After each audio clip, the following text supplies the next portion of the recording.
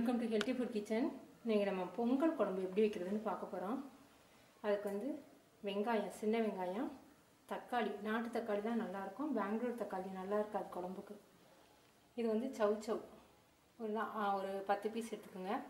அவரைக்காய், முள்ளங்கி, carrot, beans, கருவேப்பிலை கொஞ்சம்.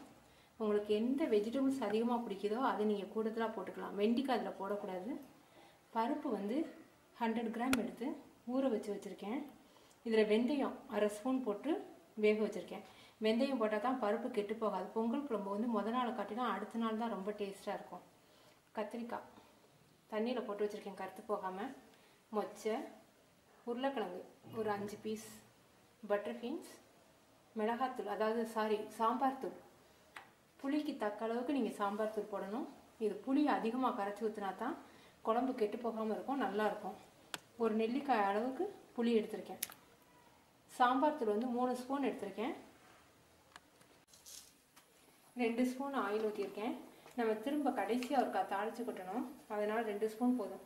கடுகு, சீரகம், உளுந்தம்பருப்பு, பெருங்காயம் கொஞ்சம் போட்டுக்கோங்க.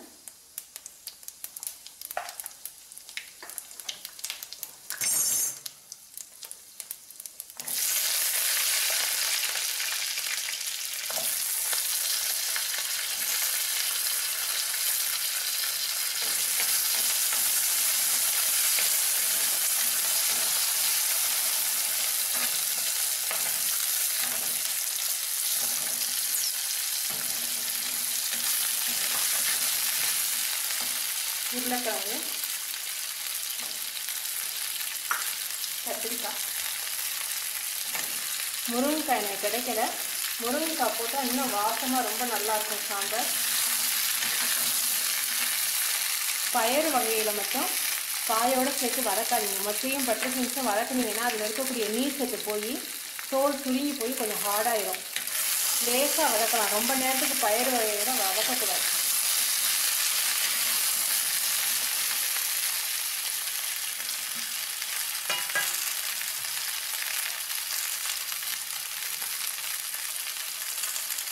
மஞ்சத்தூள் பருப்பில் கொஞ்சம் சேர்த்துருக்கேன். இப்போ குழம்புல கொஞ்சம் சேர்த்துருக்கேன். காய் ஒரு 5 நிமிஷம் நல்லா வதங்கட்டும். புளிக்கரைசல் தண்ணியோட பருப்பை வந்து கொஞ்சம் மசிச்சு விட்டு சேர்த்துக்கோங்க.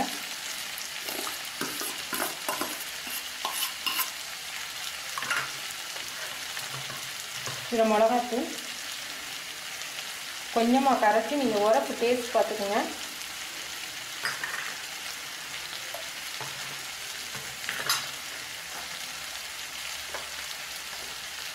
தேவையான அளவுக்கு உப்பு சேர்த்துக்கோங்க.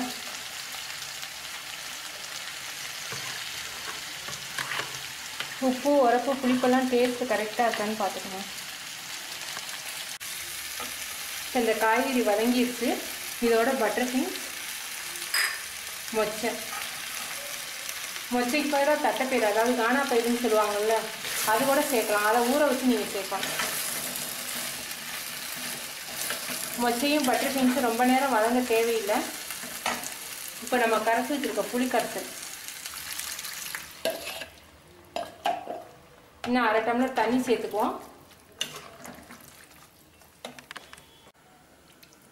இப்போ உப்பு, உரப்பு எல்லாம் கரெக்டாக இருக்குது. இதை வந்து குக்கரில் நான் ஒரு சவுண்டுக்கு வைக்க போகிறேன். இப்போ நம்ம குழம்பு வந்து தாளிக்க போகிறோம். கடுகு கொஞ்சம், உளுந்தம்பருப்பு, ஜீரகம், ஒரு வரமிளகாய், பெருங்காயம் கொஞ்சம், வெங்காயம்,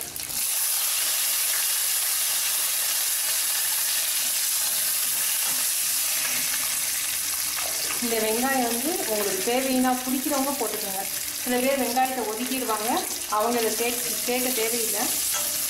இப்படி எண்ணெயில் வதக்கி குழம்புல போடும்போது ரொம்ப டேஸ்ட்டாக இருக்கும். இது ஊறி ரொம்ப டேஸ்ட்டாக இருக்கும்.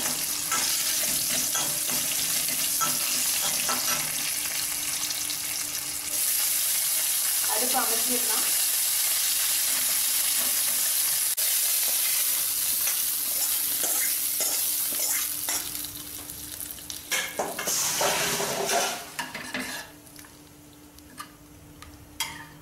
பொங்கல் குழம்பு ரெடி ஆயிடுச்சு. நீங்கள் செஞ்சு பார்த்துட்டு உங்கள் கமெண்ட்ஸ் எனக்கு சொல்லுங்கள். இதை வந்து மறுநாள் வந்து மண் சட்டியில் சுட வச்சு சாப்பிடும்போது ரொம்ப டேஸ்ட்டாக இருக்கும்.